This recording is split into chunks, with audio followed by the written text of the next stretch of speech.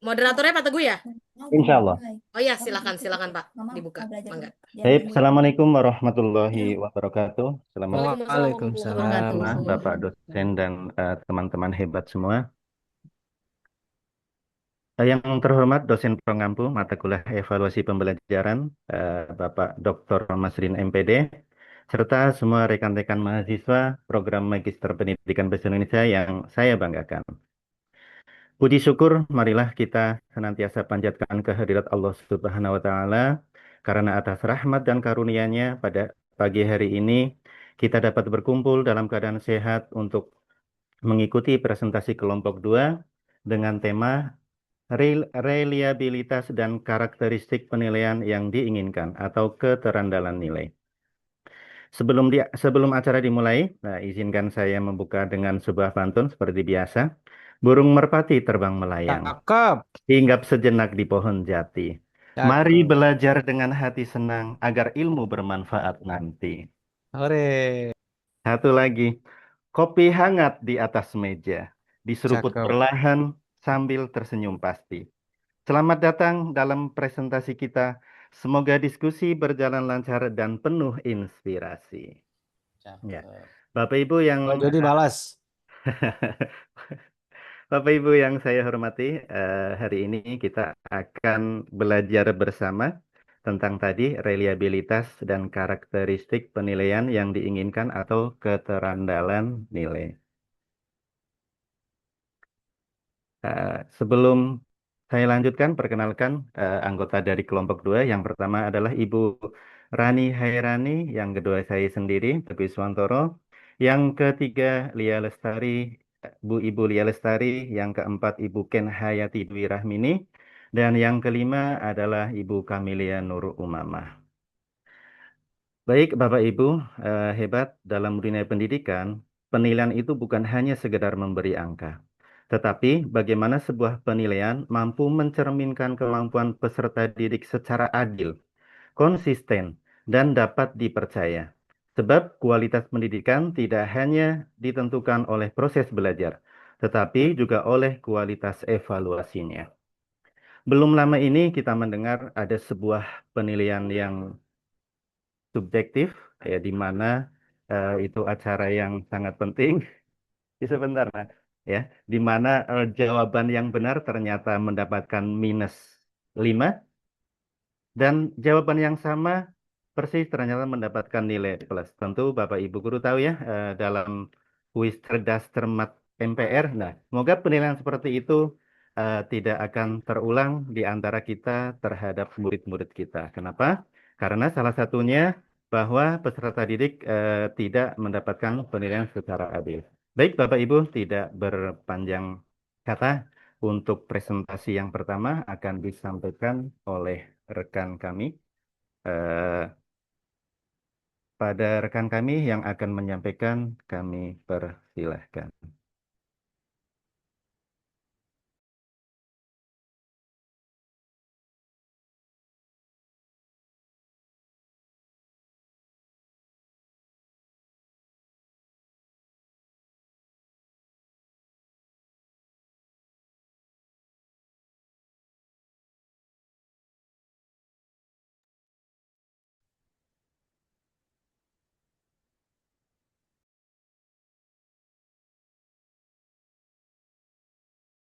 Silahkan Ibu, apakah sudah terlihat? Sudah, Pak. Sudah Pak, sudah. Sebentar, sebentar. Ya, Baik, terima kasih atas kesempatannya. Selanjutnya yaitu tantangan subjektivitas dalam penilaian bahasa. Penilaian bahasa seperti menulis, berbicara, dan apresiasi sastra sering bersifat subjektif dan kompleks. Artinya hasil penilaian bisa berbeda tergantung siapa yang menilai. Selain itu, di sini terdapat resiko evaluasi. Tanpa instrumen yang terkalibrasi dengan baik, hasil evaluasi rentan terhadap bias, penilai, dan faktor kebetulan. Jika guru tidak memiliki pedoman penilaian yang jelas, maka nilai siswa bisa dipengaruhi oleh perasaan pribadi, suasana hati, atau faktor lain yang tidak berkaitan dengan kemampuan siswa. Menurut Nurgiantoro, tahun 2012 menegaskan bahwa instrumen harus selaras dengan kompetensi autentik. Sebagai contoh, misalnya dua guru menilai karangan yang sama. Guru A memberi nilai 90 karena bahasanya kreatif. Guru B memberi nilai 75 karena banyak kesalahan tanda baca. Perbedaan besar ini menunjukkan penilaian belum reliable. Kebutuhan intinya kita membutuhkan alat ukur yang stabil, konsisten, dan terbebas dari kesalahan acak untuk menjamin keadilan bagi peserta didik. Sehingga penilaian bahasa yang sering berbeda antara satu guru dengan guru lain. Oleh karena itu, kita membutuhkan instrumen penilaian yang jelas agar hasilnya lebih adil. Dalam hakikat reliabilitas, menurut Grun, di sini terdapat ilustrasi. Bisa kita lihat yang pertama, tembakan tidak tepat ke target sasaran. Tidak konsisten, tidak valid, dan tidak reliable. Yang kedua, tembakan tidak tepat ke target sasaran, tetapi konsisten, tidak valid, tetapi reliable. Sebagai contoh, sebuah timbangan badan misalnya selalu menunjukkan berat badan 2 kg lebih berat dari sebenarnya. Timbangan itu konsisten, reliable, tetapi hasilnya salah, misalnya jadi tidak valid. Sedangkan yang ketiga, tembakan tepat ke target sasaran, dan konsisten, valid, dan reliable. Dalam pendidikan, jika soal terlalu mudah dan semua siswa mendapat nilai tinggi, hasil mungkin konsisten, tetapi belum tentu benar-benar mengukur kemampuan siswa.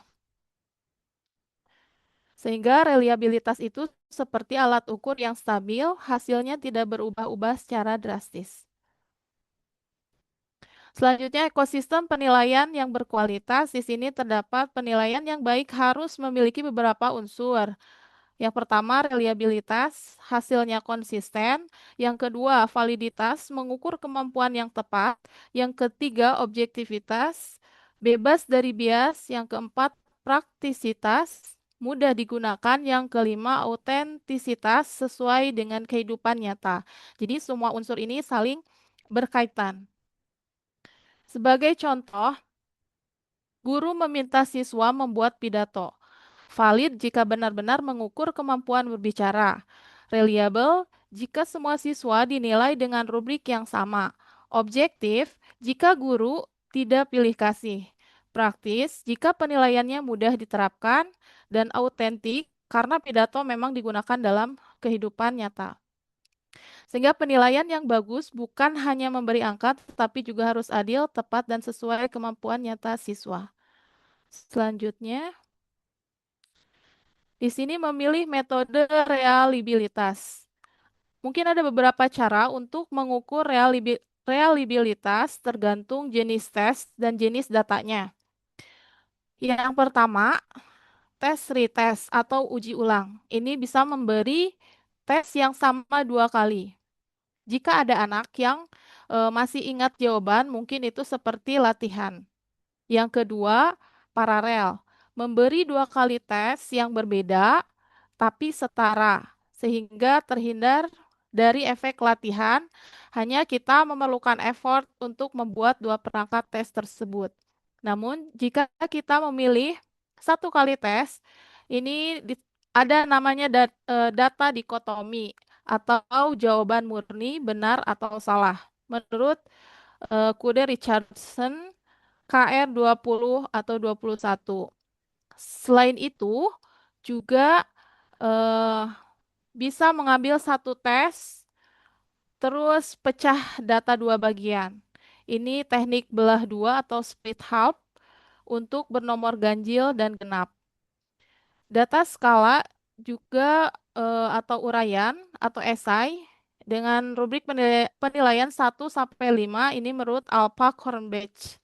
Ya, jadi setiap jenis tes memiliki cara pengukuran reliabilitas yang berbeda. Jadi metode juga harus disesuaikan dengan bentuk penilaiannya. Di sini terdapat analisis butir soal dengan teknik reliabilitas belah dua. Jika disederhanakan, proses yang cukup rumit tersebut ini terdapat 3 langkah utama. Jadi yang pertama, kita bisa memisahkan data terlebih dahulu, skor ganjil dan skor genap. Sampel kecil ada 8 peserta dan 10 butir soal. Skor 1 untuk benar dan 0 untuk salah. Tujuannya untuk menghindari bias kelelahan karena biasa orang semakin capek di akhir tes. Jadi yang kedua, menghitung korelasi antara dua belahan. Di sini dijumlahkan antara X1 jumlahnya 24 dan X2 29. 76 itu semua nilai X1 dikuadratkan lalu dijumlahkan. 113 semua nilai X2 dikuadratkan lalu dijumlahkan. Dan 91 X1 dan X2 dikalikan per baris lalu hasilnya dijumlahkan. Sehingga kita masukkan ke dalam korelasi produk momen. Di situ sudah terdapat rumus dan hasilnya 0,713 koefisien korelasinya. Nah, karena ini masih setengah, masih separuh tes, sehingga kita harus mengalihkan dengan angka 2 dengan rumus Spearman-Brown, yaitu reliabilitas seluruh tes ini ada di bagian ketiga, korelasi total. Dikalikan 2 dan hasilnya 0,832. Makna hasil akhir interpretasi ini termasuk kategori tinggi karena nilai koefisien 0 sampai 1 umumnya di bawah angka 1. Artinya, hasil pengukuran dilakukan dengan alat tes yang bersangkutan dapat dinyatakan konsisten. Terima kasih. Selanjutnya akan dijelaskan oleh Ibu Kamelia.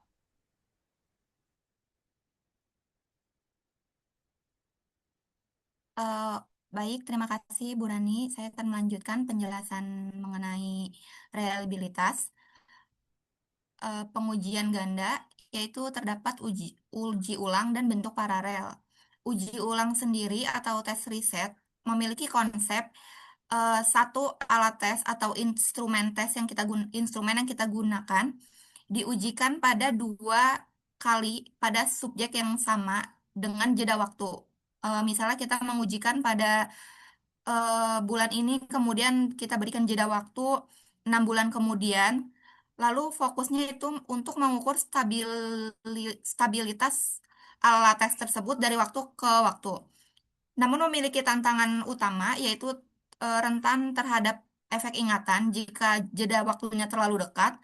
Namun jika jeda waktunya terlalu matang juga memiliki jeda waktunya terlalu lama, pematangan kognitif siswa akan materi atau alat alat tes yang kita ujikan itu juga sudah lebih baik dari yang sebelumnya.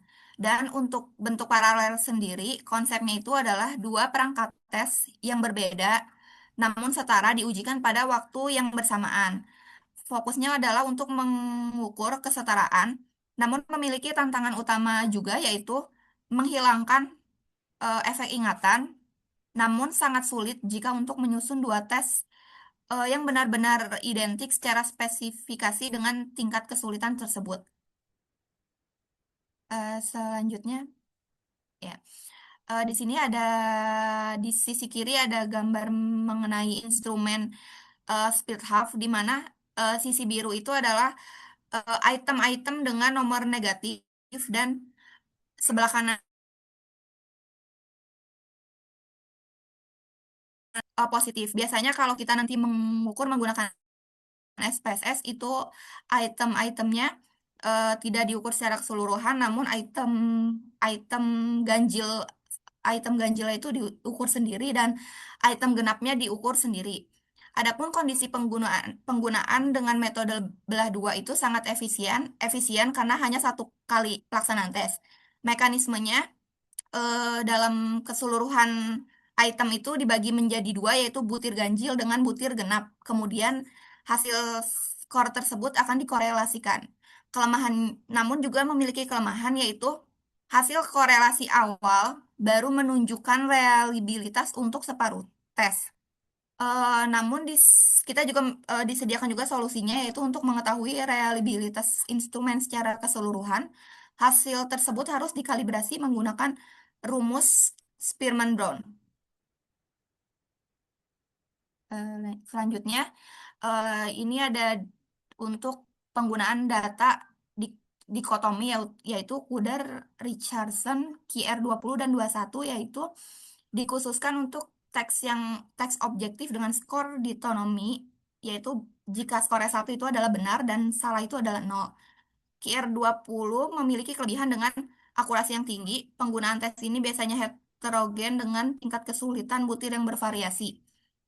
Lalu karakteristiknya membutuhkan analisis proporsi jawaban benar atau salah per butir soal.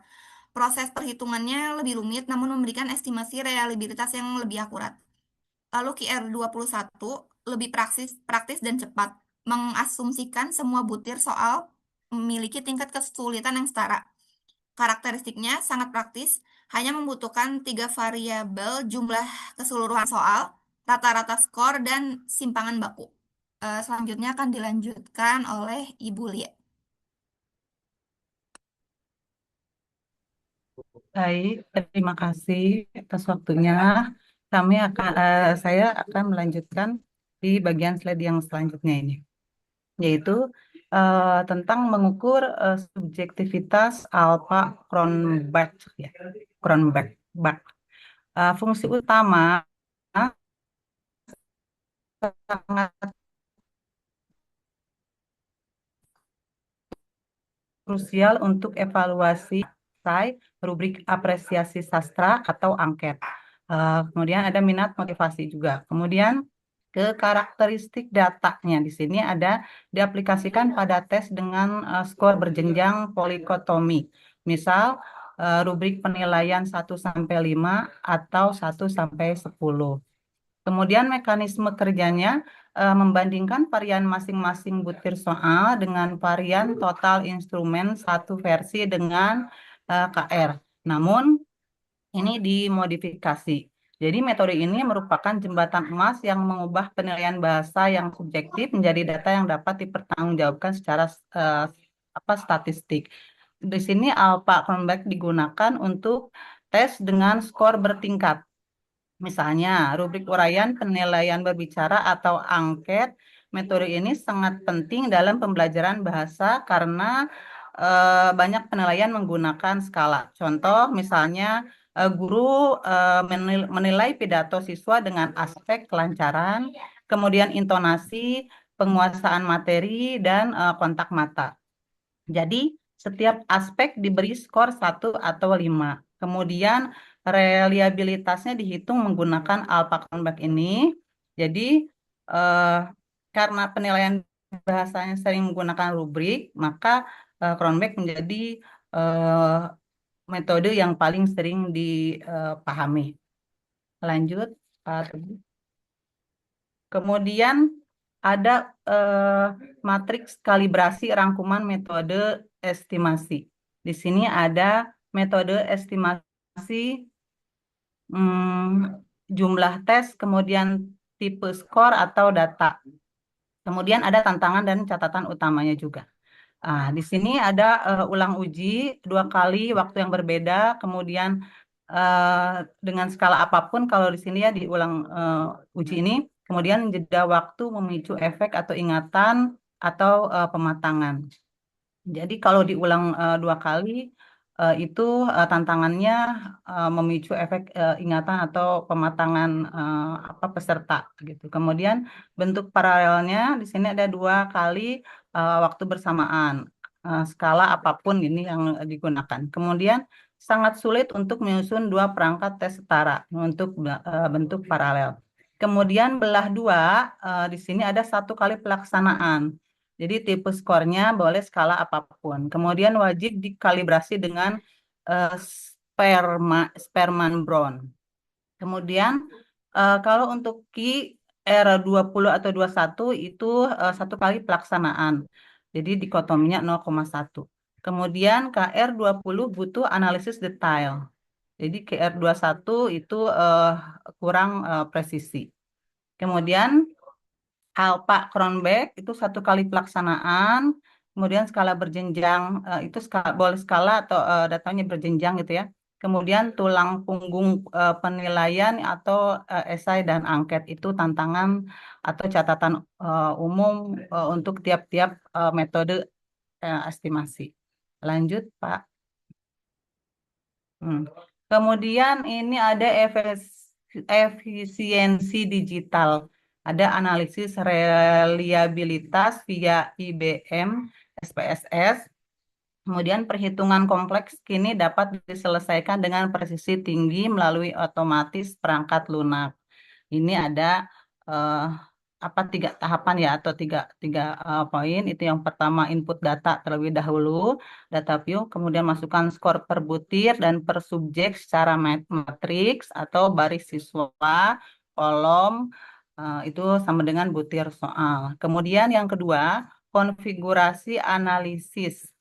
Jadi navigasi, kemudian analisis skala mungkin ya, reliabilitas analisis, kemudian pindah butir soal, pilih model. Biasanya model ini adalah model alpha. Kemudian yang ketiga interpretasi atau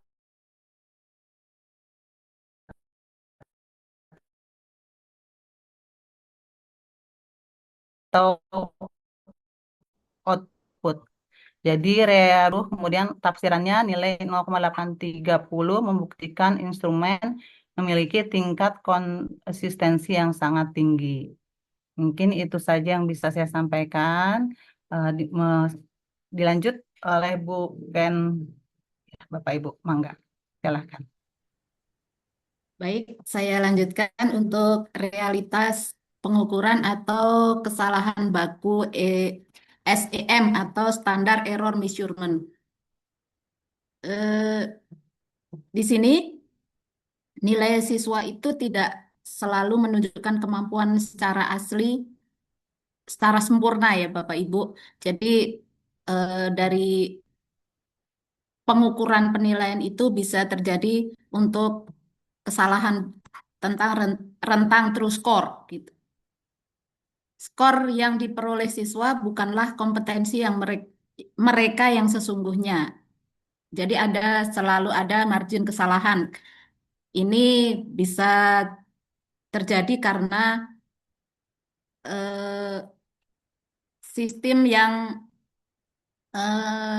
memperkirakan seberapa besar kemungkinan kesalahan tersebut. Standar error measurement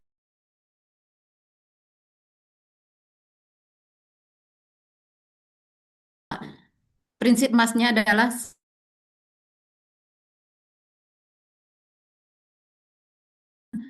baku pengukurannya. Instrumen yang andal meminimalisir ketidakpastian nasib siswa. Contohnya, apabila siswa mendapat nilai 80 dengan sistem SEM tertentu, kemampuan sebenarnya mungkin berada di antara nilai 77 sampai dengan 83. Artinya bahwa nilai itu tidak dipandang secara mutlak 100% tepat.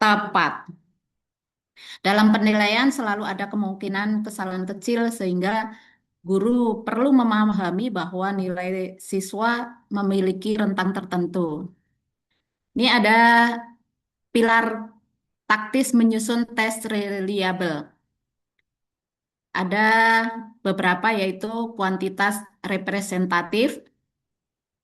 Ini memperbanyak butir soal untuk meningkatkan probabilitas keterwakilan materi, kemudian kalibrasi kesulitan. Ini dengan cara memilih soal dengan indeks kesulitan cukupan atau tidak terlalu mudah dan tidak terlalu sulit.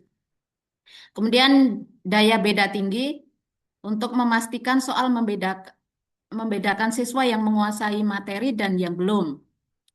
Lanjutnya, redaksi tanpa ambigu. Ini harus menggunakan bahasa yang lugas dan tidak membingungkan siswa dalam eh, memahami soal. Objektivitas rubrik menggunakan pedoman penilaian ketat dengan pembobotan spesifik atau esai. Biasanya kalau esai ini kan lebih untuk pembobotan nilainya bisa lebih valid ya karena eh, anak bisa diketahui seberapa jauh menguasai materi. Kemudian kontrol pelaksanaan. Ini menjaga kondisi psikologis ujian dan mencegah potensi kecurangan. Itu saja dari saya. Lanjut untuk Pak Teguh. Ya, baik. Jadi kesimpulannya dari keseluruhan materi yang sudah dipaparkan oleh teman-teman kami, bahwa kesimpulan adalah lebih dari sekedar angka. Keterandalan bukan semata-mata urusan mencapai koefisien statistik 0,85. Dalam pembelajaran bahasa dan sastra, menguji reliabilitas instrumen adalah wujud komitmen dan empati pendidik untuk menghadirkan keadilan. Kita memastikan bahwa nilai yang diterima siswa adalah cerminan otentik dari kompetensi mereka, bukan hasil dari tebak-tebakan, bias penilai, atau kualitas soal yang buruk. Evaluasi yang berkeadilan selalu dimulai dari instrumen yang terukur dengan presisi. Baik, Bapak Ibu hebat, demikian presentasi dari kami. Untuk sesi selanjutnya, kita buka sesi tanya jawab ya Bapak Ibu. Untuk termin yang pertama, kita akan buka untuk 3 penanya. Silakan bisa mengangkat raise hand dulu, angkat tangan dulu yang ingin bertanya, Bapak Ibu.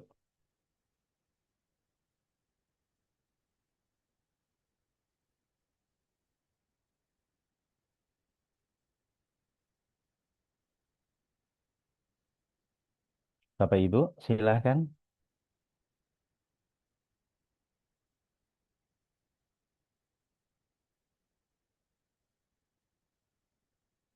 Bu Dania. Baik, Bu Dania, silakan bisa disampaikan pertanyaannya. Terima kasih Pak, izin bertanya. Saya Dania dari kelompok 8. Tadi kan kelompok Bapak menjelaskan tentang rubrik penskoran ya Pak ya. Iya, Ibu. Kalau misalnya nih Pak, rubrik penskoran itu dibuatnya terlalu umum, tanpa indikator spesifik. Nah, kira-kira ada nggak sih Pak dampak yang mungkin terjadi terhadap reliabilitas penilaian? Seperti itu aja Pak pertanyaannya. Oke, saya ulangi Bu Dania ya. Ya, silakan Pak. Jika rubrik penskoran dibuat terlalu umum, tanpa indikator yang spesifik, apa dampak yang mungkin terjadi terhadap reliabilitas penilaian? Seperti itu ya, Bu ya. Betul Baik, Pak. terima kasih Bu Dania. Untuk berikutnya, kami tampung dulu ya, Bu. Untuk berikutnya, silakan Bapak Ibu.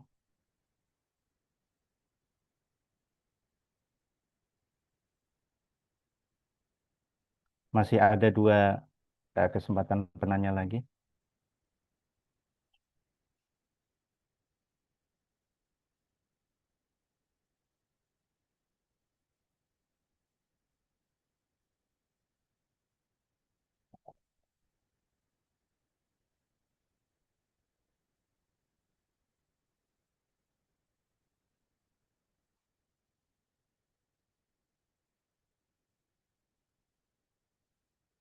Bapak Ibu yang lain?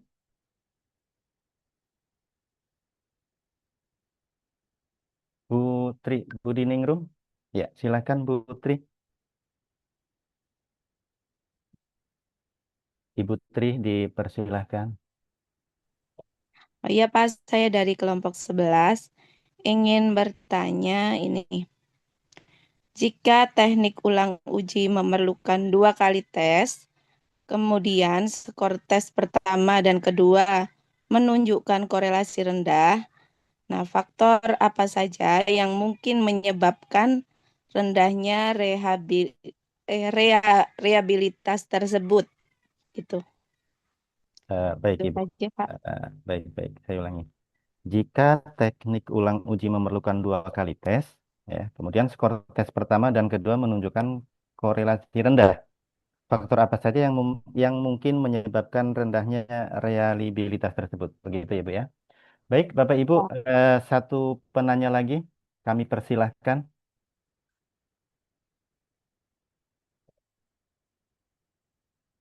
Ya, Bu Huludita, ayo, dipersilakan, Ibu. Iya, baik. Terima kasih Pak Teguh atas kesempatannya. Yang ingin tadi saya kurang sedikit paham Pak tentang reliabilitas dan validitas. Itu tuh apa sih Pak perbedaannya dan kenapa keduanya itu harus berjalan beriringan gitu? Itu aja sih Pak. Berarti intinya perbedaan. Ya, perbedaan antara reliabilitas dan validitas dan kenapa sih kedua hal tersebut itu harus berjalan beriringan agar hasil penilaiannya dapat dipercaya. Itu kenapa? Itu aja sih, Pak. Baik, terima kasih Bu Huludita. Sama-sama. Baik, Bapak Ibu, untuk termin pertama kami tutup ya. Untuk pertanyaan pertama dari Bu Dania, jika rubrik penskoran dibuat terlalu umum tanpa indikator yang spesifik, apa dampak yang mungkin terjadi terhadap reliabilitas penilaian dan berikan alasannya. Silahkan Ibu dari kelompok 2 yang akan menanggapi. Baik, terima kasih Bu Dania atas penilaiannya. Saya akan mencoba menjawab pertanyaan dari Ibu Dania. Bagaimana jika rubrik penskoran dibuat terlalu umum tanpa indikator yang spesifik? Apa dampak yang mungkin terjadi terhadap reliabilitas penilaian? Dampak yang dapat terjadi adalah penilaian menjadi subjektif dan tidak reliable. Karena kalau berdasarkan Alpha Kronberg, nilai koefisien reliable tadi adalah 0,8 ke atas. Jika memang rubrik penskoran dibuat eh, jika memang rubrik penskorannya dibuat terlalu umum tanpa indikator yang jelas, maka bisa jadi hasil dari perhitungan SPSS terhadap eh, re- koefisien reliabilitas itu kurang dari 0,8, di mana jadi dinyatakan bahwa kalau kurang dari 0,8 itu hasilnya tidak reliable dan diperlukan revisi lagi terhadap item-item yang akan diujikan. Jadi untuk mengantisipasinya mungkin saat eh, pada pembuatan instrumen atau kita mau mengadaptasi instrumen untuk kita gunakan dalam penelitian kita. Contohnya kita mau mengadaptasi instrumen kemandirian belajar. Mungkin setelah kita udah menentukan instrumen kemandirian belajar yang akan kita gunakan, dari definisi konseptualnya kan akan diturunkan dari menjadi definisi operasional. Lalu untuk membuat skornya lebih spesifik, untuk membuat rubrik penilaiannya itu lebih spesifik dari perangkat tersebut atau instrumen tersebut lebih dispesifikan dari definisi operasional itu kita membuat indikatornya, misalnya kemandirian belajar, definisi operasional seperti apa, lalu dibuat indikatornya seperti apa indikatornya.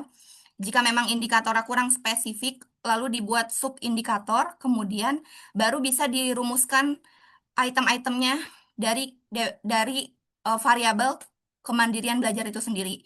Baru bisa dilakukan expert judgment oleh pakar dalam variabel tersebut atau pakar dari bidang bahasa Indonesia. Baru setelah itu bisa kita ujikan dalam bentuk skala Likert.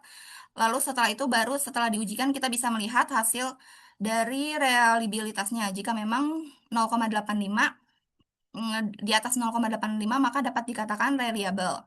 Jadi seperti itu Ibu Dania, mungkin bisa lebih spesifikan dulu saat pembuatan instrumennya agar reliabilitasnya itu tetap terjaga.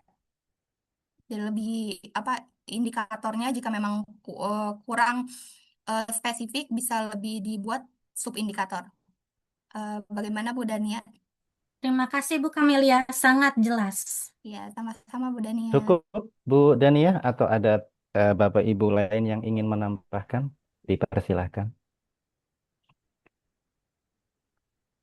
Cukup ya Bu Dania? Bu Dania? Iya Pak, cukup Pak. Oke.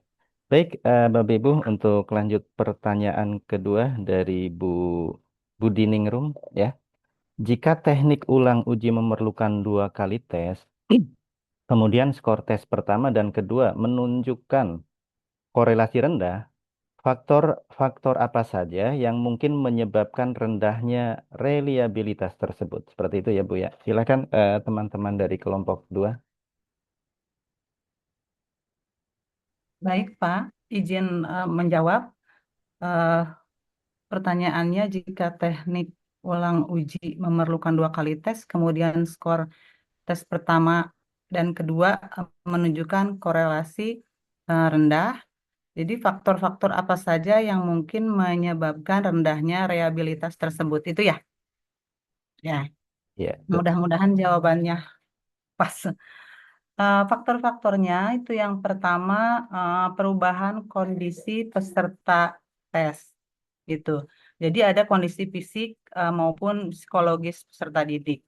Jadi ketika mengikuti tes tersebut kemungkinan ada beberapa hal, contoh misalnya peserta sedang sakit atau lelah, kemudian tingkat motivasinya dan konsentrasinya yang berubah-ubah. Misalnya tes pertama moodnya baik, kemudian tes yang kedua misalnya moodnya kurang baik, dan lain sebagainya. Atau begitu pun sebaliknya gitu.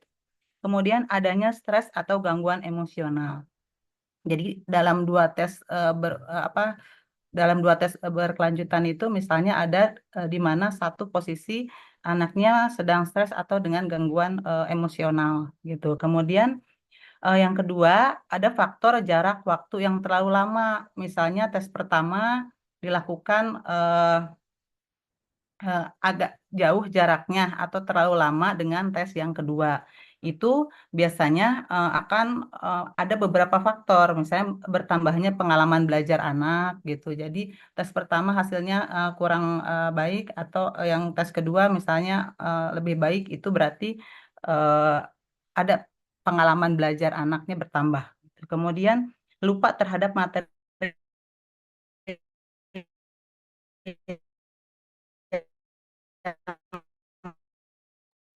Punten Bu Lia, suaranya keputus-putus. Apa internet saya yang nggak baik ya? dipelajari. Nah, kalau tes yang pertama mengenai jarak waktu yang terlalu lama. Kemudian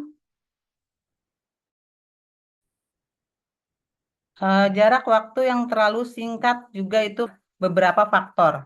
Nah, di sini ada efek latihan, misalnya peserta menjawab berdasarkan ingatan bukan kemampuan sebenarnya gitu. Kemudian walaupun biasanya dapat meningkatkan korelasi dalam beberapa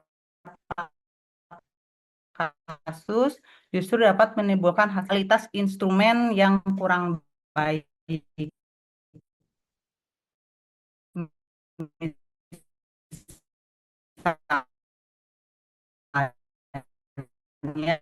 Tes yang memiliki butir soal ambigu, terlalu mudah. Kemudian ada juga perbedaan situasi. Jadi ada suasana kelas juga misalnya bising gitu. Atau misalnya pelaksanaan yang berbeda. Misalnya pelaksanaan yang pertama pagi, pelaksanaan yang kedua sore gitu. Nah itu juga menjadi faktornya. Kemudian kesalahan pengukuran pada administrasi penilaian. Gitu. Jadi ada hal-hal yang menyebabkan misalnya perbedaan skor gitu ya, petunjuk yang tidak jelas, kemudian kesalahan dalam mengoreksi atau kesalahan pencatatan skor gitu. Kemudian ada juga faktor karakteristik yang diukur tidak stabil. Misalnya teknik ulang uji ini paling tepat digunakan untuk mengukur karakteristik yang relatif, tetapi seperti kemampuan intelektual, jika yang diukur adalah sifat yang berubah, kemudian seperti suasana hati dan motivasi, korelasi antara tes cenderung itu rendah.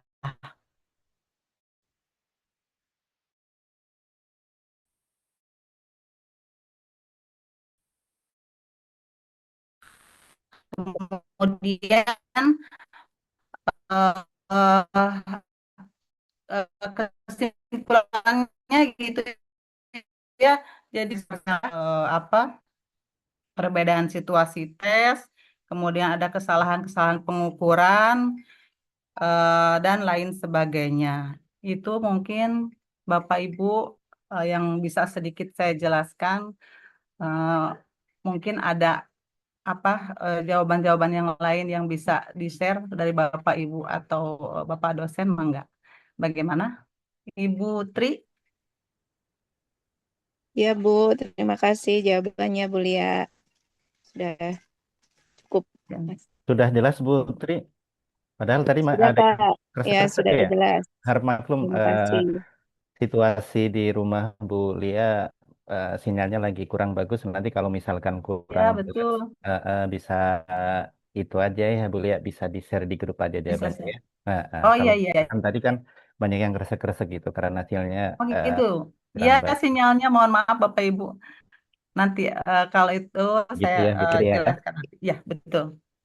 Baik, untuk Terima kasih. pertanyaan yang ketiga dari Bu Huludita ya. Dari Bu Huludita, eh, perbedaan antara reliabilitas dan validitas dalam penilaian. Kemudian, mengapa keduanya harus berjalan beriringan agar hasil penilaian dapat dipercaya? Seperti itu ya Bu Huludita ya. Silakan Ibu dari kelompok 2. Baik, terima kasih Pak Teguh dan terima kasih Bu Dita atas pertanyaannya. Izin menjawab, tadi pertanyaannya perbedaan antara reliabilitas dan validitas dalam penilaian serta mengapa keduanya harus berjalan beriringan, gitu ya. Agar hasil penilaian tersebut itu dapat dipercaya. Jadi, reliabilitas ini berkaitan dengan konsistensi hasil penilaian, sedangkan validitas ini berkaitan dengan sejauh mana penilaian benar-benar mengukur apa yang seharusnya diukur. Jika penilaian hanya reliable tetapi tidak valid, maka hasilnya konsisten tetapi tidak bermakna. Sebaliknya, jika valid tetapi tidak reliable, maka hasilnya tidak konsisten, sehingga sulit dipercaya. Keduanya harus berjalan bersama agar penilaian benar-benar mencerminkan kemampuan siswa secara akurat dan konsisten. Jadi secara sederhananya, reliable reliable itu konsisten dan valid itu benar-benar mengukur kemampuan yang dimaksud seperti itu. Terima kasih. Bagaimana Ibu Huluditania? Apakah bisa Sudah cukup jelas. Terima kasih. Baik, terima kasih Ibu penanya tadi udah 3 pertanyaan dari termin yang pertama. Baik, Bapak Ibu, kita lanjutkan untuk diskusi untuk termin yang kedua ya. Kami buka kembali pertanyaan Bapak Ibu yang ingin bertanya atau menambahkan ya. Barangkali ada kurang dari presentasi kami persilahkan.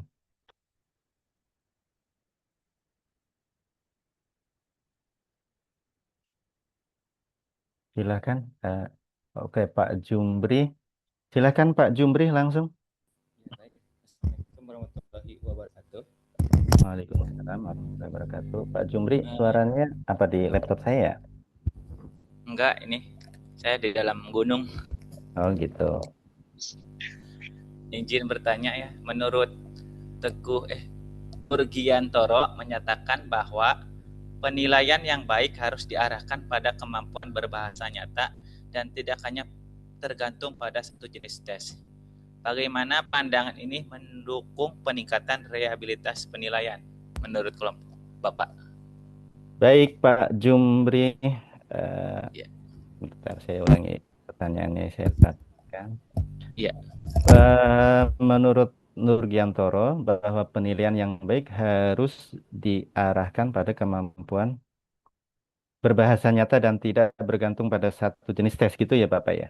Iya, betul. Oke. Betul. Baik, kami tampung dulu ya Pak Jumbri. Iya, siap Pak.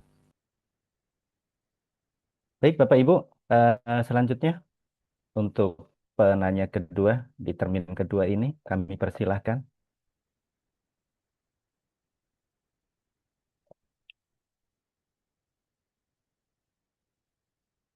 Atau sudah cukup jelas Bapak Ibu?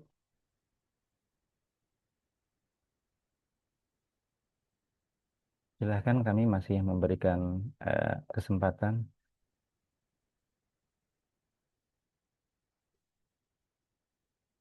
Baik Bapak Ibu,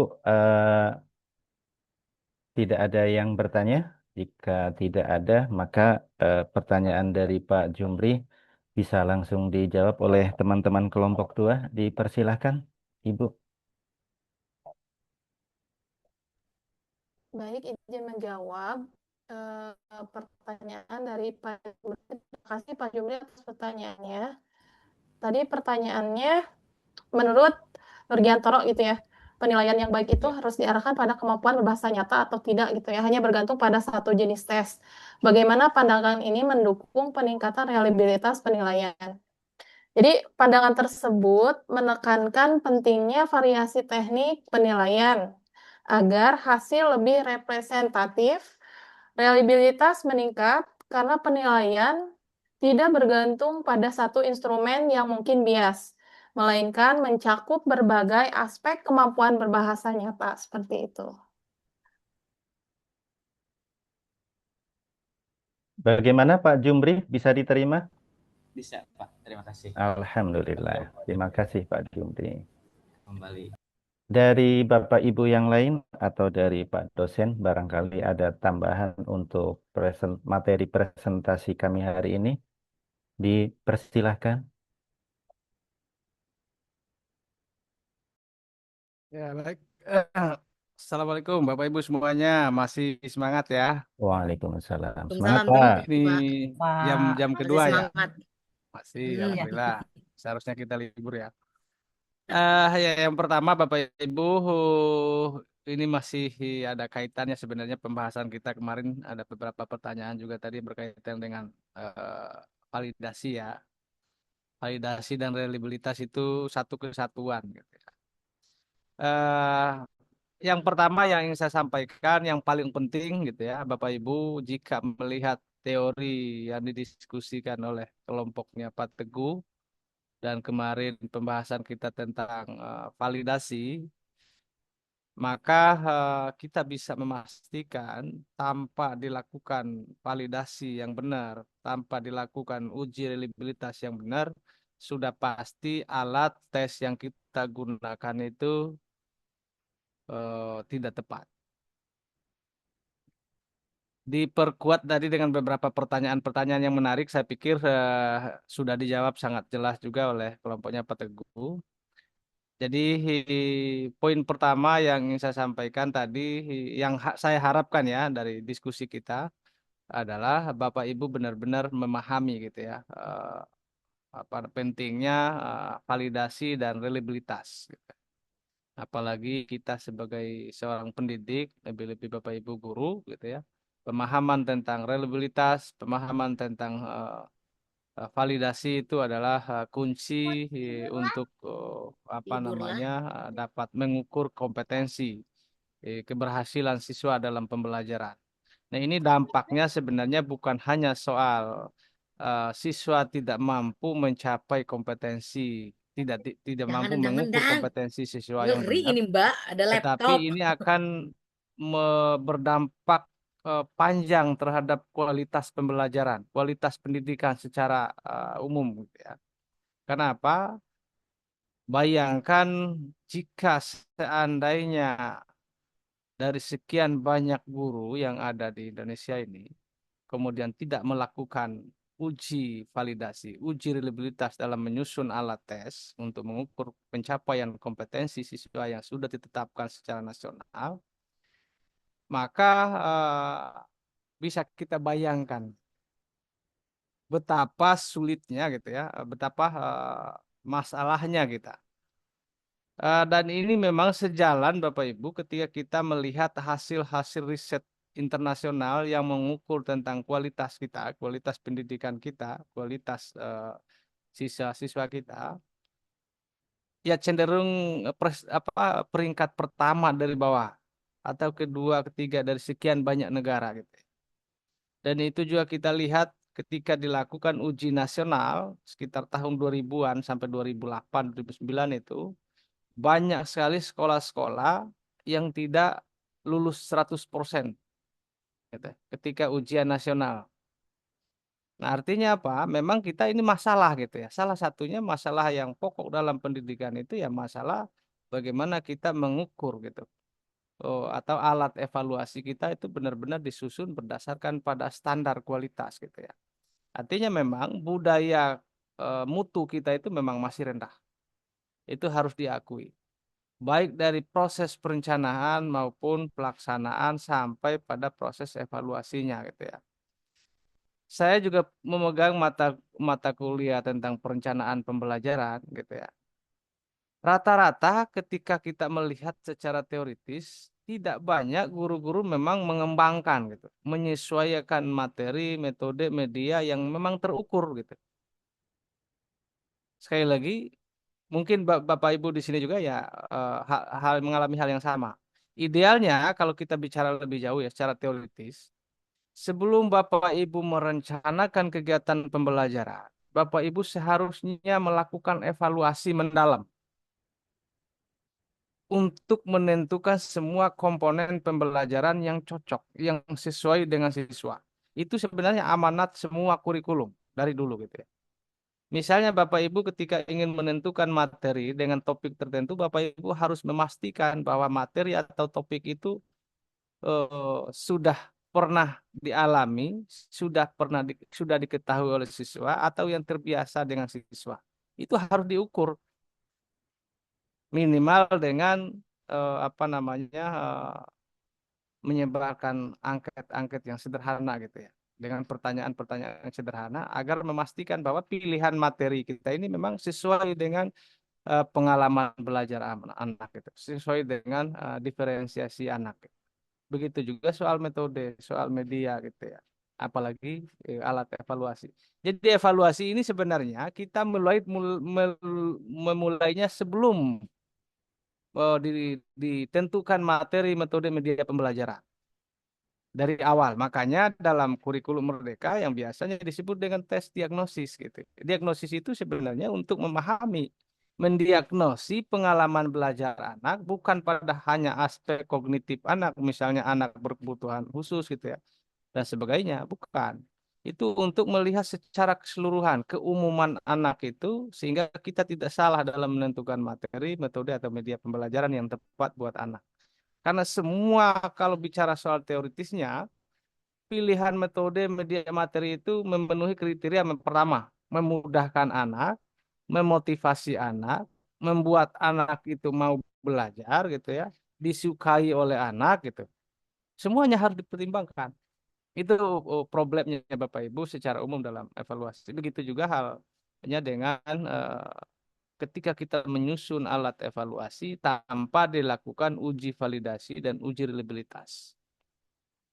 Nah, mungkin poin yang kedua sebenarnya Bapak Ibu saya begini, kalau kita lihat statistik gitu ya. Statistik tadi saya yakin tidak hanya Bapak Ibu juga, saya juga termasuk orang yang pusing dengan statistik gitu ya. Jadi artinya Bapak Ibu tidak perlu pusing dengan statistiknya. Yang paling penting adalah Bapak Ibu memahami langkah-langkahnya. Bapak Ibu sekali lagi memahami bagaimana sih langkah-langkah dalam menguji reliabilitas. Soal hitung statistik, rumus-rumusnya itu biarlah aplikasi yang akan menjawab.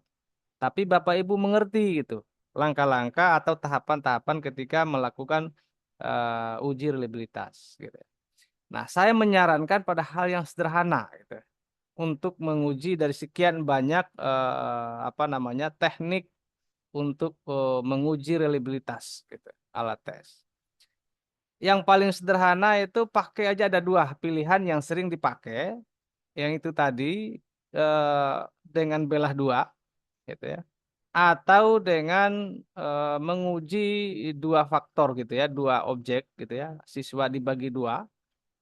Jadi kelas A, kelas B, Bapak Ibu bisa memberikan alat tes yang sama, kemudian menghitung sederhananya ya, saya tidak pakai statistik, tapi sederhananya adalah Bapak Ibu akan melihat bagaimana reliabilitas soal dengan cara membandingkan antara siswa A, siswa B, misalnya atau kelas A dan kelas B gitu ya.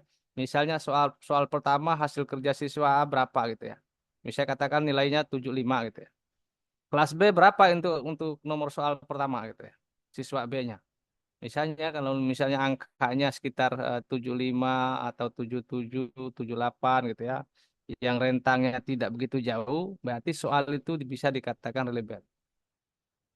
Atau misalnya soalnya itu kalau kita lihat siswa A bisa menjawab soalnya dengan skor misalnya diperoleh nilai 70. Sementara si yang B gitu ya akan rentang nilai misalnya 90. Itu nggak relevan. Sederhananya begitu.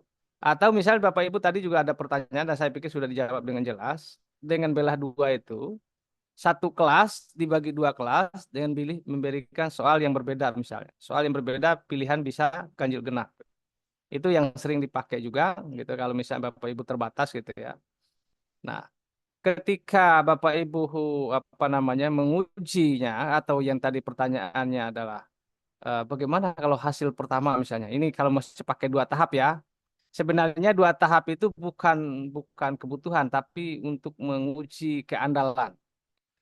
Saya kira sekali lagi untuk menguji keandalan kita masih ragu nih untuk pakai satu kelas karena tidak ada pembandingnya. Nilai pertama siswa segini reliable gitu. Tapi ini kan baru satu kelas. Coba kalau pakai kelas kedua atau pakai kelas yang sama tapi dengan rentang waktu yang berbeda. Nah, bisa dilakukan seperti itu. Jadi minimal sebenarnya bisa diuji dengan dua kali, tetapi dengan kelas yang sama atau diuji dengan kelas yang berbeda bisa dilakukan satu kali. Gitu. Jadi itulah pentingnya belah dua atau pada satu kelas yang berbeda tapi dilakukan satu kali. Tapi rata-rata cukup satu kali dengan siswa yang berbeda. Saya sarankan itu yang lebih gampang. Nah, yang tadi apa sih sebenarnya uji reliabilitas? Kemarin sebenarnya sudah dibahas tuntas kita itu bahwa reliabilitas itu dengan validasi itu berbeda. Hal yang berbeda yang tadi saya pikir sudah dijawab. Sebelum dilakukan uji reliabilitas, terlebih dahulu harus diuji validasinya. Jadi tidak mungkin sebenarnya kita atau tidak rasional ya. Kalau misalnya mungkin saja, tapi tidak rasional gitu ya. Kita menguji reliabilitas soal, tapi tidak divalidasi dulu. Jadi validasi ini sebenarnya kalau kita katakan ini hampir tahap 90%. Kita yakin bahwa alat yang kita pakai itu sudah valid gitu. Sudah tepat gitu. Jadi validasi itu untuk mengukur ketepatan soal yang kita buat dengan kompetensi yang seharusnya diukur. Nah, ketepatan ini belum tentu reliable gitu. Belum tentu cocok. Karena apa? Karena yang kita buat itu, yang kita uji empirisnya itu adalah pada satu kelas tertentu saja. Belum tentu ini cocok untuk kelas-kelas yang lain. Kira-kira begitulah asumsinya. Sehingga perlu diuji lebih lanjut dengan uji reliabilitas. Uji reliabilitas itu tujuannya untuk memastikan keandalan dari alat yang sudah kita buat dengan tepat tadi. Sudah diuji ketepatan, kemudian dilanjut dengan uji keandalannya. Keandalan itu dimaksudkan adalah soal itu bisa digunakan kepada siapa saja selama itu setara, kapan saja digunakan itu boleh. Jadi bisa andal untuk semua siswa dengan taraf yang sama, dengan tingkatan yang sama, kira-kira begitu. Nah, oleh karena itu ketika menguji reliabilitas, syaratnya adalah minimal ada pembandingnya. Nah, itu poinnya. Pembandingnya bisa dilakukan pada satu kelas dengan mengujinya dua kali gitu. Dengan rentang waktu kata Pak Teguh tadi. Dengan rentang waktu yang berbeda. Rentang waktu juga ada standarnya, nggak boleh terlalu cepat juga. Kalau misalnya hari ini, besok lagi gitu, bisa-bisa siswa masih ingat nih jawaban yang kemarin. Jawab lagi itu. Dengan pilihan yang sama. Atau misalnya beberapa hari misalnya, atau seminggu, 2 minggu. Yang tadi juga sudah dijawab, kemungkinan bisa terjadi karena siswa itu bisa tidak relevan gitu ya. Karena siswa sudah belajar lagi gitu. Sudah mempelajarinya, sehingga semakin meningkat itu kompetensinya. Itu kemungkinan bisa terjadi tidak relevan gitu. Makanya bisa beberapa hari selang baru dilakukan. Atau dengan cara kedua yang harus ada pembanding syaratnya. cara keduanya adalah dengan kelas yang berbeda dilakukan 1 kali, tidak masalah. Jadi dibandingkan bagaimana reliabilitas antara kelas A dan kelas B. Itu aja sederhananya Bapak Ibu. Jadi apa namanya, validasi dan reliabilitas itu satu kesatuan. Sekali lagi, validasi dan reliabilitas itu satu kesatuan. Jadi tidak bisa dipisahkan. Nah, soal yang valid belum tentu bisa dinyatakan reliable sebelum dilakukan uji pembanding tadi gitu. Atau sebaliknya ya, reliable belum tentu valid. Karena kita menguji soal yang kita buat, kalau diuji lagi misalnya dengan kemarin itu uji validasi kan ada berapa tahap gitu? Ada 3. Ada 3 langkah atau 3 aspek. Yang pertama itu akan diuji oleh ahli itu dari konstruksinya, tentang indikator-indikator yang tadi pertanyaannya ketika umum itu gimana gitu. Nah, itu dilakukan oleh ahli itu. Oh, ternyata ini indikatornya terlalu umum. Enggak bisa diukur dengan tepat misalnya. Kriterianya belum jelas. Ya enggak valid menurut ahli itu. Begitu juga dari aspek kebahasaan misalnya. Itu akan dilihat semua. Dari aspek isi gitu. Ini indikatornya umum gitu. Tetapi misalnya di dalam pembelajaran ini harus spesifik agar bisa mengukur misalnya seseorang dikatakan mampu melakukan mengevaluasi gitu ya. Ukurannya apa? Standar apa dari konsep konstruksinya itu indikator-indikatornya apa? Nah, itu harus jelas dan setiap indikator juga harus diberikan skor-skor yang jelas. Baru dilakukan langkah terakhir validasi itu uji lapangan. Jadi kalau kita melakukan uji reliabilitas dulu tanpa dilakukan kemudian dilanjutkan dengan uji validasi, nah itu kan akan ditemukan karena langkah validasi itu langkah-langkah untuk melihat secara detail dari aspek isi, aspek konstruksi dan bagaimana hasil data empirisnya, objeknya di lapangan. Makanya kalau tahap alurnya uji validasi dulu baru uji reliabilitas. Nggak bisa kebalik gitu. Nah, sebenarnya kalau saya lihat pengalaman Bapak Ibu rata-rata dalam menyusun alat tes baru pada tahap analisis butir soal. Saya yakin itu kebiasaan Bapak Ibu di sekolah sudah banyak melakukan analisis butir soal. Iya, Pak. Nah, kalau kita lihat analisis butir soal itu sebenarnya baru pada tahap analisis validasi soal. Jadi bukan uji reliabilitas. Sekali lagi, analisis butir soal untuk melihat valid atau tidaknya soal yang kita buat. Nah, ini sebenarnya baru langsung pada tahap tahap uji lapangan, validasi lapangan namanya itu. Tapi kan Bapak Ibu sudah melakukan validasi ahli nggak? Melihat isinya, melihat konstruksinya. Itu mungkin belum banyak dilakukan. Karena memang keterbatasan ahli misalnya gitu ya. Dan mungkin juga kendala-kendala lain misalnya kemampuan dalam menyusun instrumen itu. Apalagi soal ahli mungkin perlu dibayar dan sebagainya, itu juga jadi masalah gitu ya. Tapi poin pentingnya ketika Bapak Ibu sebelum menganalisis butir soal itu terlebih dahulu dianalisis aspek konten isinya dan konstruksinya juga gitu, termasuk aspek kebahasaannya. Nah, jadi kalau hanya tahap analisis butir soal ini baru tahap uji lapangan namanya. Soal yang kita buat itu baru diuji ke lapangan. Ini valid atau tidak, bukan belum tentu reliable. Nah, kalau misalnya Bapak Ibu misalnya lagi sudah dikatakan valid, sudah revisi, ada beberapa soal yang tidak valid, katakan ada 20 soal, tinggal 15 soal yang sudah valid. Nah, itu nggak bisa langsung dipakai gitu.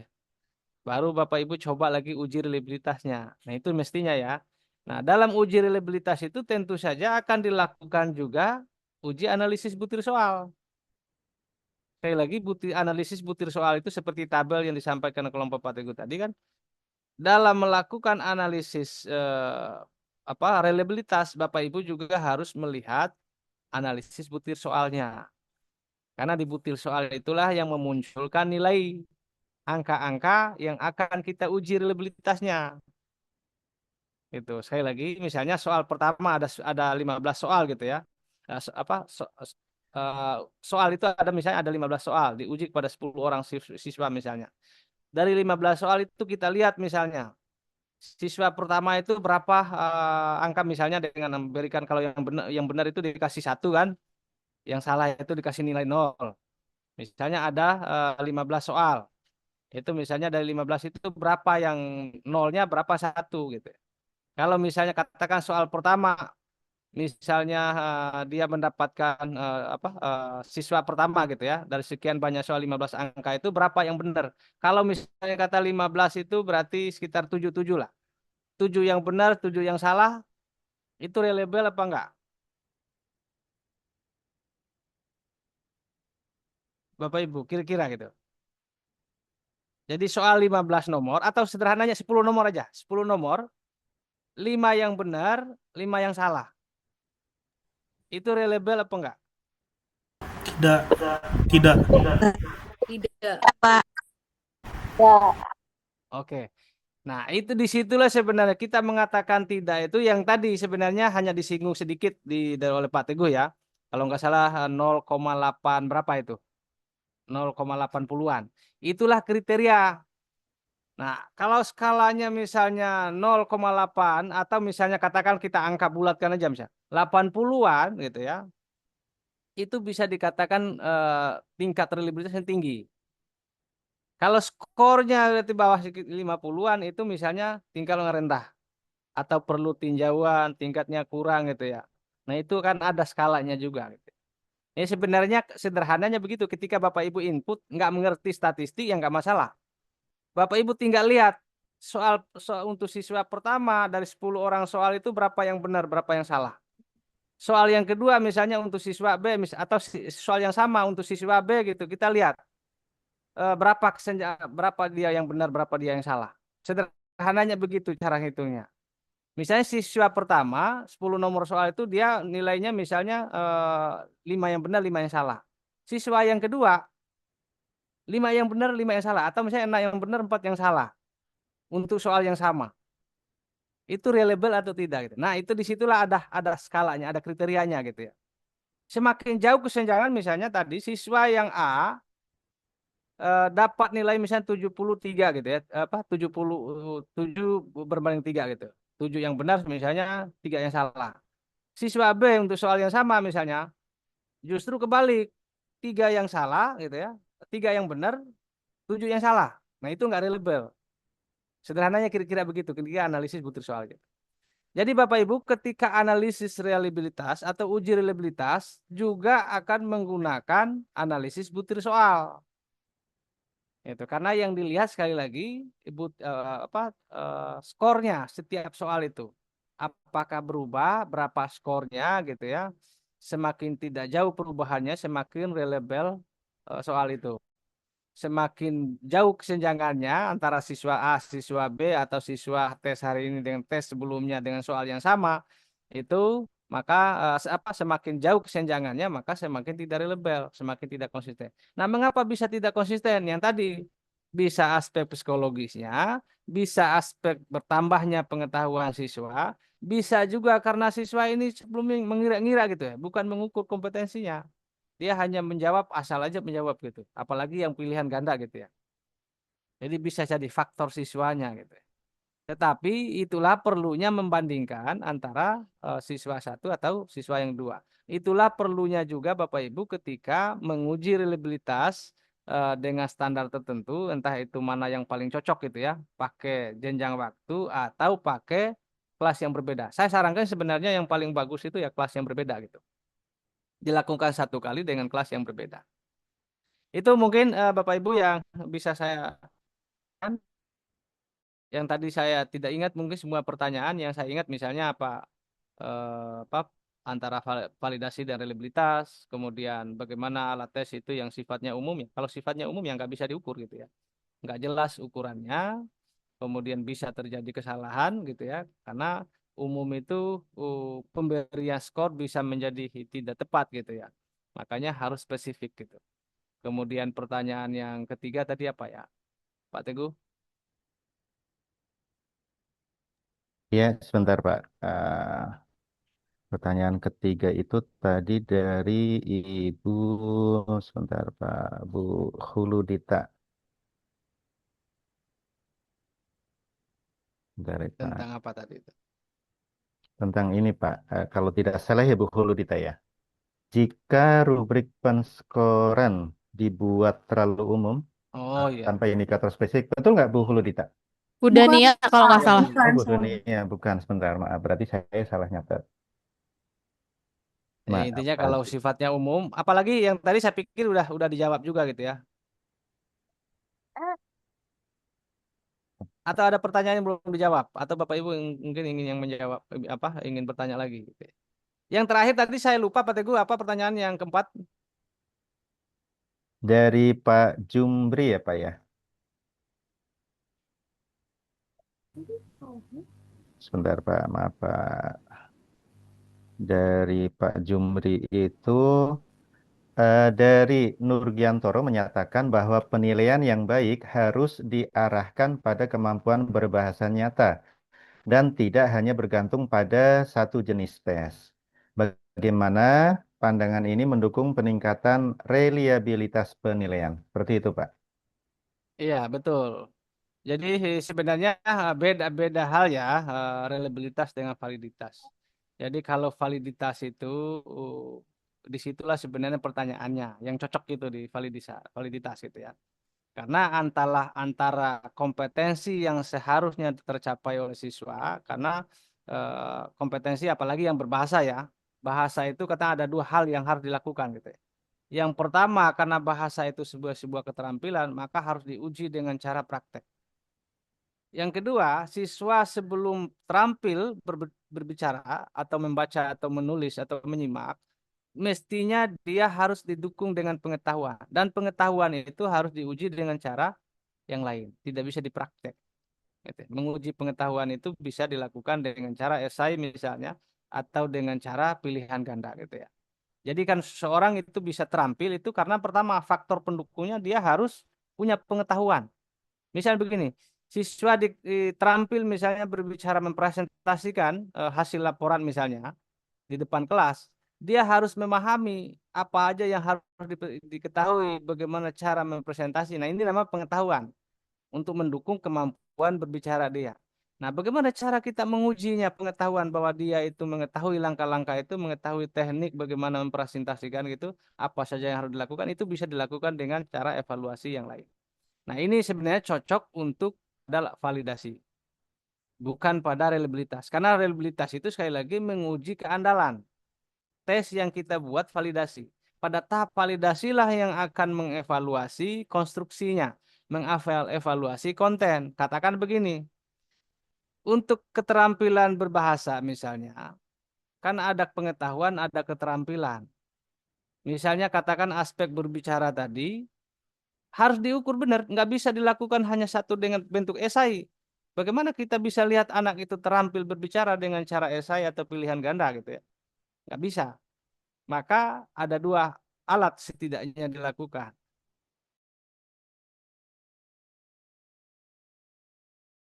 Berbicaranya. Berarti praktek, uji, esai atau bisa dalam bentuk pilihan ganda. Nah, disitulah orang ahli di bidang ahli validasi gitu ya, validator itu akan menilai untuk kompetensi bicaranya apa saja yang harus diukur, pengetahuan dan keterampilan termasuk sikapnya. Bagaimana cara mengukur sikapnya, bagaimana cara mengukur pengetahuan, bagaimana cara mengukur keterampilannya.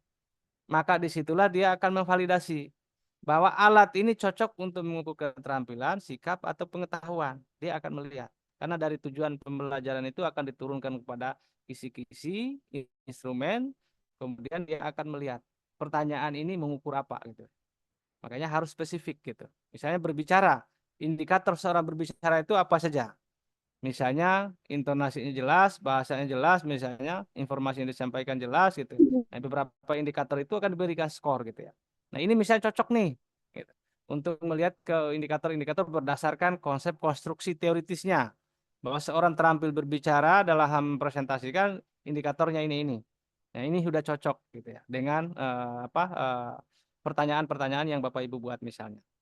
Nah, itu di tahap validasi Pak ya, bukan pada tahap reliabilitas. Reliabilitas itu tidak lagi membicarakan tentang konstruksi, isi konten, tapi melihat bagaimana siswa itu menjawab konsistennya jawaban siswa atas pertanyaan-pertanyaan yang sudah dilakukan divalidasi oleh ahli atau lapangannya. Itu yang bisa saya tambahkan Pak Teguh, Pak Jumri ya. Jadi saya bukan lagi setuju, memang itu konsep teoritis konstruksinya begitu. Jadi nggak cukup dengan satu alat. Oke, silakan. Pak Teguh, saya pikir cukup ya, Pak Cukup. Jumri. Iya, cukup Pak. Terima kasih, Masya Allah, tambahannya dari Pak dosen, Pak Masrin. Sudah sangat jelas, sangat gamblang, luar biasa. Terima kasih sekali lagi Pak atas tambahannya. Jadi Bapak Ibu, demikian presentasi dan sesi diskusi pada pagi hari ini. Terima kasih kepada teman-teman pemateri yang sudah luar biasa menyampaikannya dengan baik, dan kepada teman-teman Bapak Ibu semua, Bapak Ibu guru hebat atas partisipasinya yang sangat luar biasa sekali. Jadi sebelum saya tutup, bisa saya simpulkan ya di akhir diskusi kita hari ini, bahwa berdasarkan pemaparan materi yang telah kita ikuti bersama tadi, dapat disimpulkan bahwa reliabilitas merupakan salah satu aspek penting dalam evaluasi pembelajaran karena menunjukkan tingkat konsistensi dan keterandalan suatu instrumen penilaian. Instrumen yang reliable akan menghasilkan data yang stabil, objektif, dan dapat dipercaya sehingga mampu memberikan gambaran kemampuan peserta didik secara lebih akurat. Demikian Bapak Ibu, kurang lebihnya dari saya pribadi dan dari kelompok kami mohon maaf yang setulus-tulusnya. Selamat berlibur, selamat berakhir pekan, bahagia selalu buat kita, sehat-sehat selalu buat semuanya. Billahi taufiq wal hidayah. Assalamualaikum warahmatullahi wabarakatuh. Waalaikumsalam warahmatullahi wabarakatuh. Baik, Bapak Ibu. Pak, punten Pak. Mangga, boleh. Ya, izin Pak. Minggu depan, Sabtu atau minggu depan kan UTS Pak. Mungkin ada kisi-kisi atau sesuatu yang ingin dibagikan Pak. Masih ada 10 menit lagi. Ntar saya bagi. Oke. Nanti, oh ya, apa namanya, UTS-nya kan online kan ya? Iya. Online, udah aman lah ya. Jadi nanti akan saya kirim soal ya. Siap, Jadi siap, silakan siap. Bapak Ibu dikerjakan di rumah, mungkin hari Senin lah. Nanti diingatkan ya, Bulis ya. Oh ya, kalau siap, saya lupa, siap Pak, takutnya siap. lupa gitu ya. Ya, Pak, foto bareng boleh? Boleh. Oke, siap. Ya, Bapak Ibu di on cam ya. Buka kameranya. Berikan senyum terindahnya. Oke, saya mulai untuk jekrek. Bismillahirrahmanirrahim. 1, 2, 3, cetrek. Oke, berikutnya. Ya, 1, 2, 3, cetrek. Iya. Sekali lagi. 1, 2, 3. Sip. Oke, terima kasih banyak, Bapak. Oke. Baik, Terima Bapak kasih Ibu banyak, Bapak semuanya, Ibu. mohon izin untuk klub ya. Sehat semuanya, mudah-mudahan lancar UTS-nya ya. Siap, amin. Saya Terima kasih akhiri. banyak, Terima kasih banyak, Pak. Assalamualaikum Terima kasih, warahmatullahi Pak. Waalaikumsalam warahmatullahi Waalaikumsalam. Terima kasih Pak. Alhamdulillah, dimatikan. Pak siapa? Bu Vi.